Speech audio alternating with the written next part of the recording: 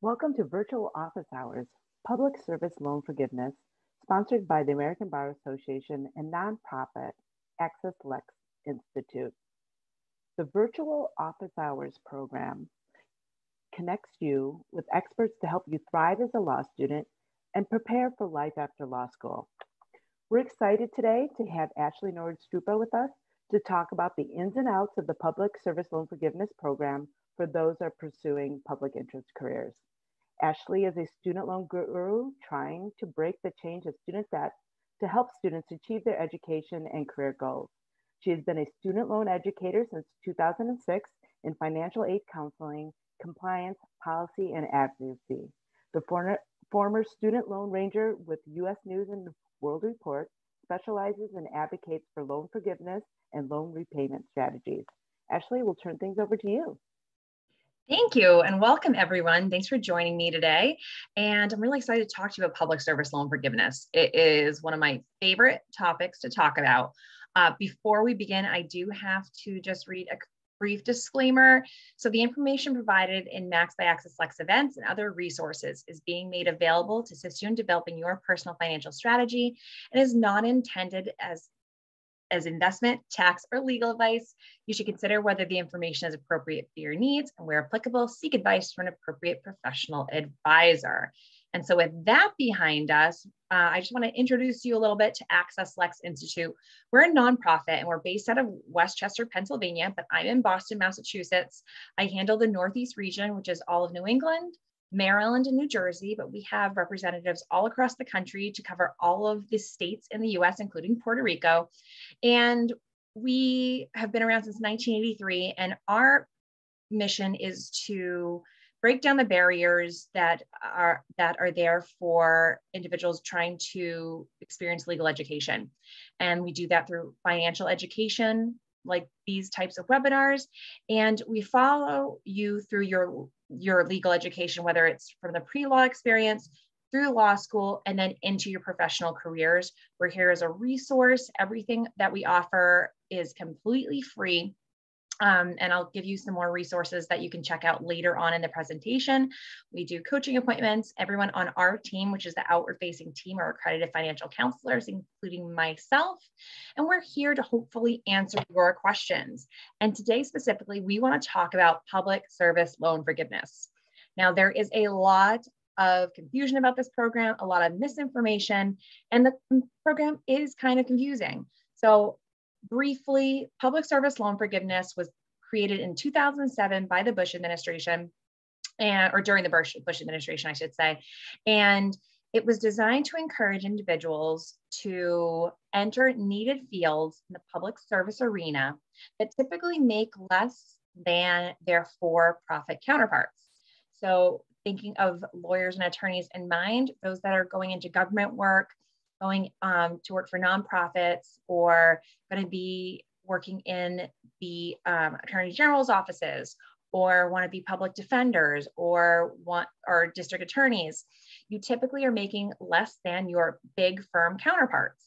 And to incentivize individuals to do that, they created this program so that after making 10 years of eligible payments on eligible loans while working full-time for an eligible organization, you're eligible quite a lot today, you can have your remaining balance on your federal student loans forgiven. And this is the roadmap we're going to use to outline the program and hopefully answer your questions. So we're going to talk about what type of loans are eligible, what the right plan is that you need to be on. There are multiple ones. What qualifies as an eligible employer.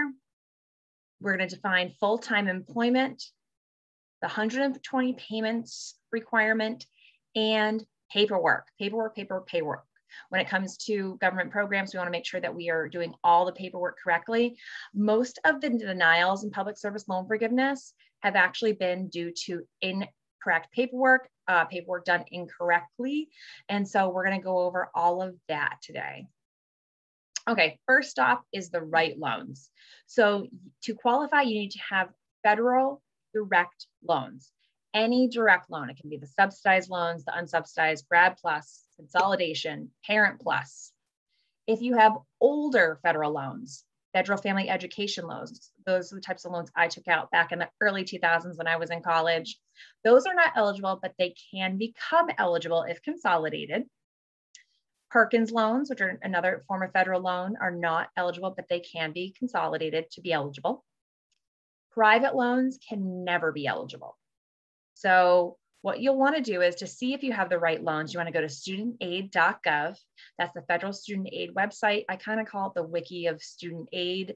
It has about all the information about the federal student aid programs out there, including information about your loans. You'd log in with your FSA ID, which is what you used when you completed the FAFSA. Don't worry if you don't remember it. You can click that you need a new one or that you've forgotten it, and they will assign you a new one. And once you're logged in, you can see all of your federal student loans. And you want to see ones that have the word direct in front of them. Any that don't have the word direct are not eligible on their own, but again, can be consolidated. Next, we want to make sure that we're on the right repayment plan. Now, there are a plethora of repayment plans you can choose from in the federal student loan program. And in some ways, it's really great that there's a lot of choice, but in other ways, it just makes it a lot more confusing when it comes to having so much choice, kind of like going down the cereal aisle at the grocery store. You're not sure which one to choose, and so you end up choosing too many, or you might choose the unhealthy option. You want to make sure that you're educated about these different loan options, repayment options. So the ones that are eligible are first the standard 10-year plan. That's one you're automatically placed on when you enter repayment. It's 120 payments of the same amount. Public service loan forgiveness is also 120 payments. So if you were on the standard 10-year plan the whole time, you're not going to have anything forgiven. The reasons it's included is to ensure that you're not penalized for going into the default plan when you go into repayment. Any payments made under that plan also count. The rest of the right plans are income-driven options. They're based on how much you make, not how much you borrowed. So they are income contingent repayment, the two types of income-based repayment, income-based repayment old and new, pay-as-you-earn, and revised pay-as-you-earn. All of these plans, again, are based on how much you make, not how much you borrowed. They are 20 or 25 years long, depending on which plan you choose. And when you began borrowing is going to be really important in choosing which plan that you qualify for. Income contingent repayment is the oldest plan. Anyone can use that in the direct loan program. IBR old is the second oldest. Anyone can use that one, but those are also the most expensive. All of these plans are based, because they're based on how much you make, they are all based on your discretionary income. When it comes to choosing these plans, you can do it right on the student aid website. This is just a quick screenshot. When you log in, you can choose which plan you want, and you can also estimate what your payments will be under each of them. All of these plans are 10, 15, or 20% of your discretionary income. Now, I'm not going to give you a real math lesson today, but I just want to explain where these calculations come from. So they take a look at your adjusted gross income, which is found on your tax returns. They take a look at the previous income from last year, because all of your payments this year are based on your previous year's income. They take a look at that adjusted gross income and compare it to 150% of your poverty guideline for your family size and state. That's what this orange part of the bar graph is. That's called our protected income. No one's going to touch that. So that's protected income. The remaining amount, this blue part of the bar graph, is what we're calling your discretionary income. What you can spend your money on, your rent, all your normal expenses, your savings. Depending on which plan you qualify for, your payments are going to be 10, 15, or 20% of that amount divided by 12 for the 12 months of the year. This is a lot of information to absorb really quickly, but I will give you our contact information so that you can talk with us as many times for free to go over these, help you decide which one makes the most sense for you. Just kind of remember that it's going to be a small portion of your discretionary income will be your required payment each year, and you're going to have to reapply each year. Less than 50% of people do that, so we want to make sure that you are not one of them, because if you don't, you get kicked out. And you also want to remember that you're always in a repayment plan. You choose a repayment plan, that's the one you're in. Public service loan forgiveness You're never in that. You apply for it retroactively, and it's up to you to track it throughout the 10 years of making payments. Okay, so third part is qualifying employer. We want to make sure that you're working for an eligible employer. That's any form of the government, federal, state, local, or tribal, working for a 501c3 nonprofit, or another type of nonprofit that's not 501c3, but they meet, their primary purpose is meeting certain qualifying public services. And the last is AmeriCorps or Peace Corps. And that's actually not work. You can work for them as well, but if you're a volunteer for them, your month's volunteering will also qualify for public service loan forgiveness. So even if you are doing the same work as someone who works for a nonprofit, but you are at a for-profit firm, for example, that work is not eligible. It's all about where you work, who pays your paycheck, who signs your paycheck, who gives you that W-2, not what you do. So remember that. I get the question a lot that I'm working for a private firm. I do, let's say, immigration law.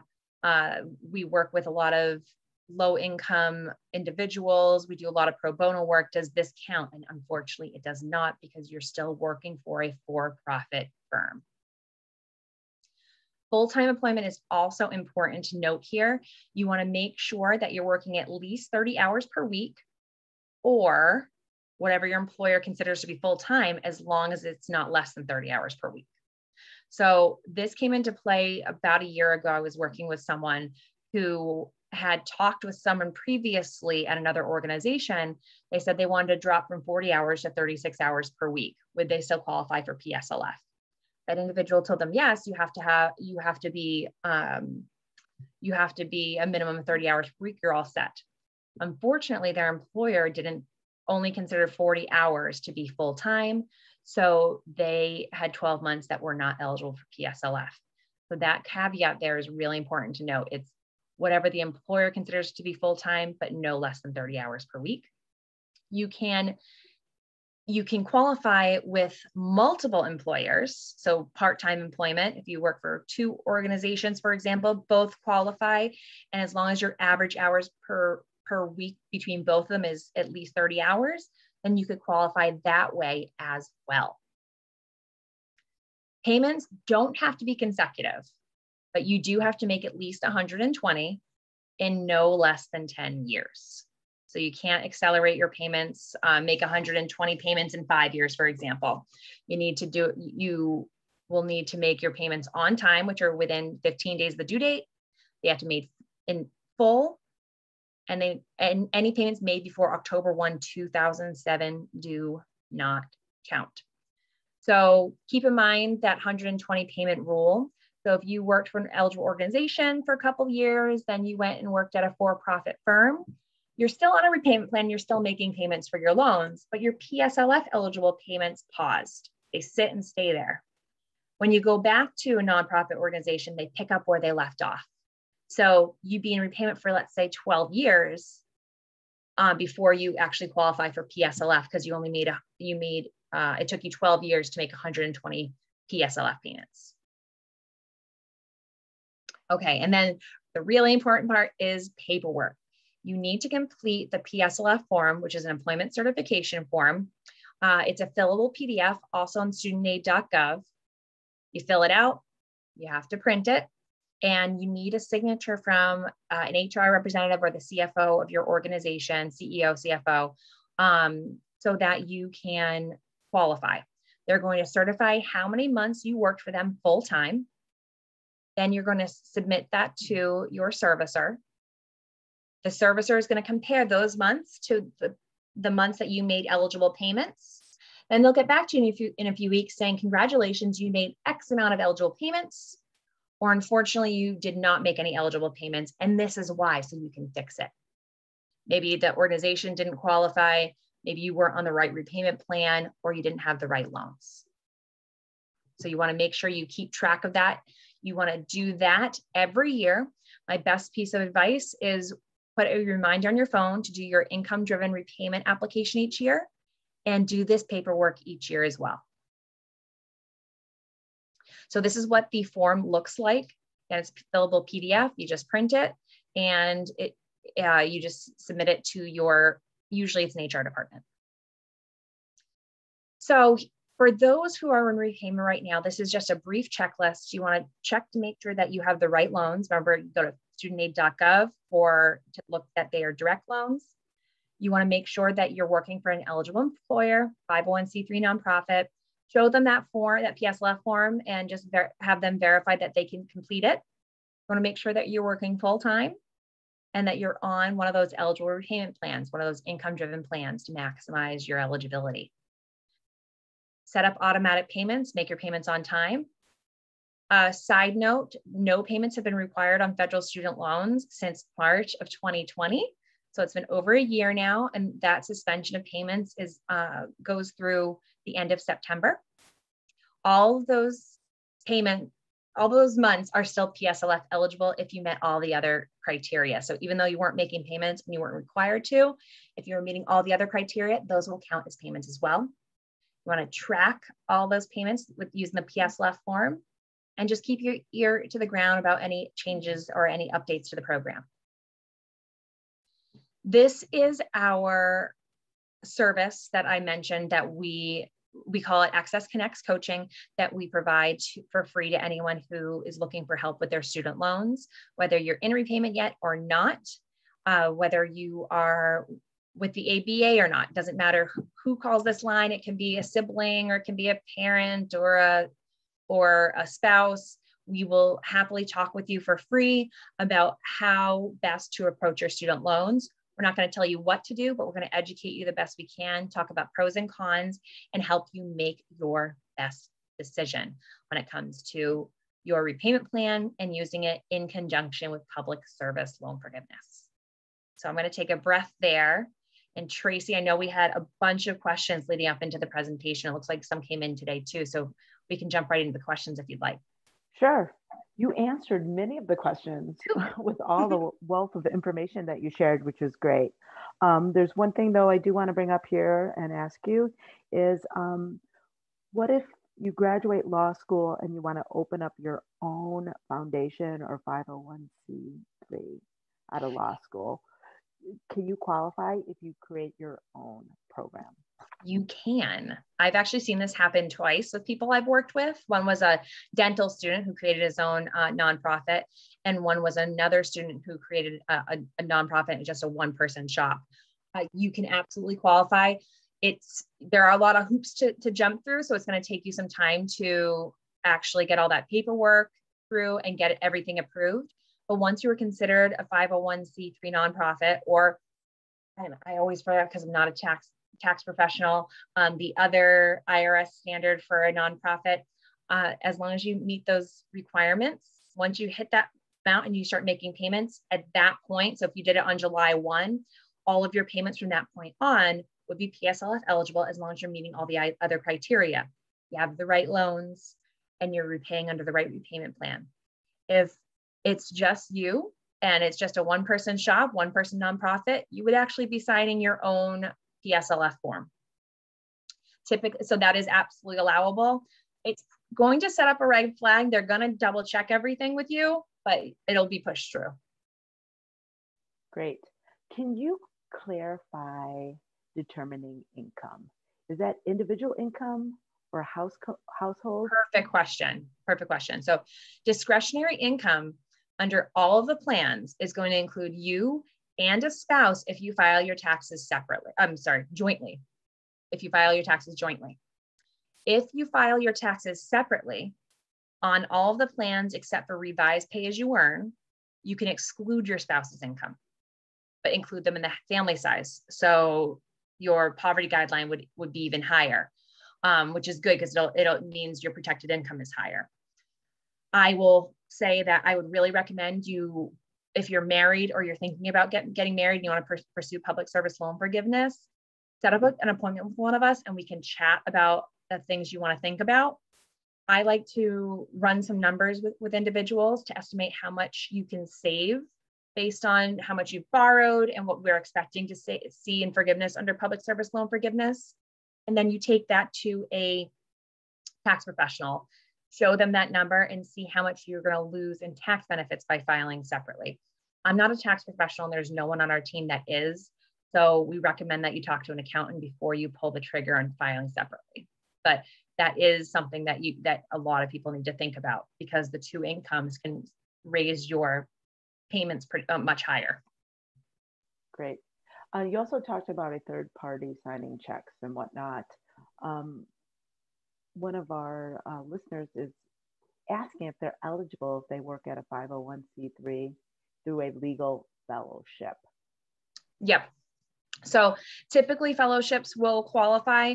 It's going to be whoever is actually paying you. It might be the 501c3, it might be an institution, as long as that institution is nonprofit, which I don't know of a fellowship from a for-profit institution. But just take a look at who sends you your W-2 or who sends you your pay stubs. That's the easiest way. Great. And do you have to be a practicing attorney to participate? Nope. Typically the people that we're talking to today are probably attorneys, but you don't have to be an attorney to take advantage of this program. You can do anything. I remember I said that it's all about where you work, who pays your paycheck, as opposed to what you do. So I used to use this example when I worked with undergraduate students. I would say, picture an organization, president, vice president, all the people in between, all the people down, all the way to the person in the mailroom. The person in the mailroom would be eligible, as well as the president of the company and everyone in between, as long as they're working full time. So you don't have to be an attorney to take advantage. Okay, great. Well, like I said, you answered all the questions in the presentation, which is filled with that's my goal, right? Which is great. And we had a few live ones during the session, which is also wonderful. So we want to thank everyone for joining us today, and a special thank you to Ashley Norwood-Struppa and AccessLex Institute. We hope you'll join us for upcoming virtual office hour programming. So visit abaforlawstudents.com for the full lineup. We're also going to be sharing the recording of this program along with the PowerPoint slides. So we hope everyone has a great day. Thank you. Thank you. Have a great day.